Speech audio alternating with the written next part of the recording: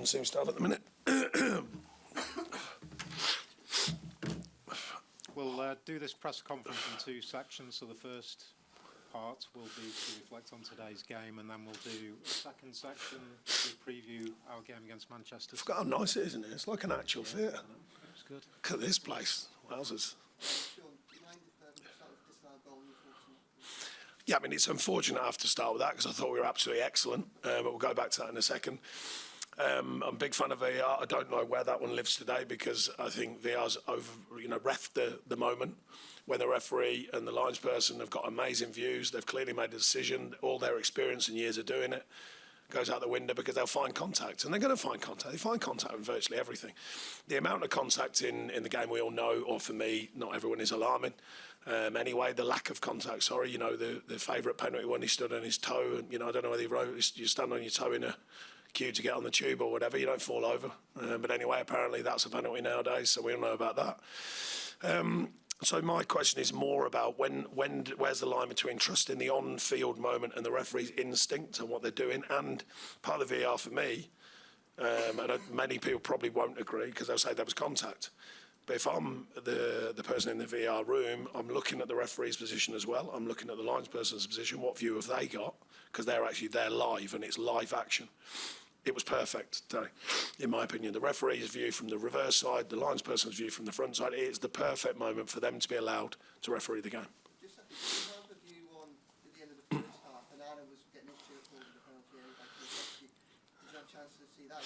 Yeah, they said they were pulling each other's shirts, so I'm not going to go into everything. I'm a big fan of VAR, but it can't, that's my point, it can't be refereeing every moment.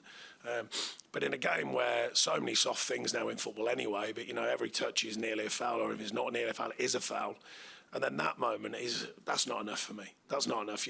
That's where you got to go, no, that's not enough contact to make a mature professional footballer who's incredible. The balance of these guys now, they're lean, they're fit, and yet seemingly the minimal contact makes you go on the floor. So that's where I think the game's got to be really careful. I've said it for years, and it's still got to be careful, I think.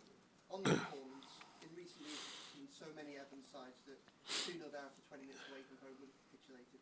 Decided the exact opposite, and I thought the reaction to those was phenomenal. It's a really strong display. I didn't. The pleasing thing for me, I mean, it looks like a reaction, but I thought we started really well. We give away two soft goals from our point of view. Generally lately we've been super strong defensively, and I thought we'd started really well. I thought we created chances. We looked to threat on more at the beginning on the counter, which can happen here, of course. Our tactical idea was good when we won the ball back.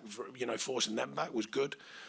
And then you can't believe, well, look, you have to believe it. You 2-0 down, but I'm scratching my head at that point. I'm going, how on earth are we 2-0 down here? But they took their chances. And from then on in, I thought we were absolutely outstanding.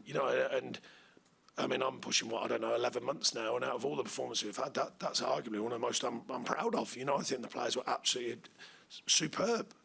Everything about it, the defensive response, apart from the moments I mentioned, the defensive responsibility, some fantastic defending in the second half when we're going for it. The change in play, the way we played, asking questions, mixing our play, the value in the players' performances physically. I mean, that's bizarrely, you come away with nothing, and yet that's as good as a performance as I'm trying to get the players to expect from themselves, not just from me.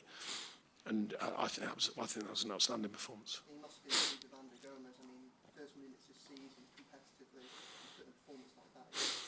Yeah, very pleased for him. He's had a real tough time with it. I made it clear when he came back to us about in pre-season, I wanted him to be part of us and what we do. He made it clear he wants to try and do that. Then his really frustrating period, I also wanted him to complete his kind of rehab with 90 minutes. He agreed to do that, which he did. And putting him on today, I've got to be honest, it was a bit too early, but obviously it was stretched. We're looking, going, right, which way should we go about this? And I thought it was excellent. I thought the way adapted to the game after the first 7 or 8 minutes, I thought was excellent. And his adaptability within the role as well. He played higher up, then he dropped in.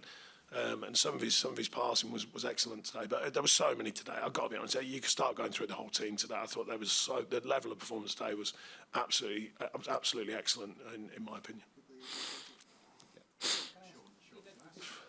We'll just go there and then we'll come to you. Can you just talk us through your reading of the very, very last action when Danjuma hits the bar? It looked like it might have gone in or maybe not.